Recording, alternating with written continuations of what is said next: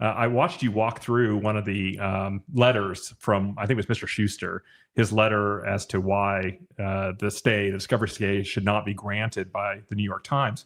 You were going through and you were pointing out really good arguments. Your analytics are very good, and you're talking about, hey, I'm going to use some of this with my wife. It's moreover and however, and let me furthermore.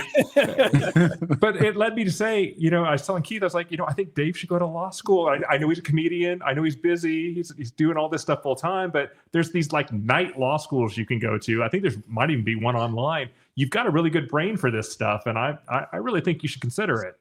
Don't a lot of lawyers become comedians, but I don't think a lot of comedians become lawyers. But I love the intellect of seeing smart people write things and take like legal digs at each other. You can read certain words and be like, well, the Lively case was doing this. And you're like, oh, damn. And it's like, I guess there's a fine needle to thread there between, getting away with being illustrative with what you say versus not coming off like an ass. And there is a strategy because the public's reading these things. And in a case of defamation, that's probably even more important than if this thing's not going to go to trial. Every one of these motions is a chance to prove your point, it seems.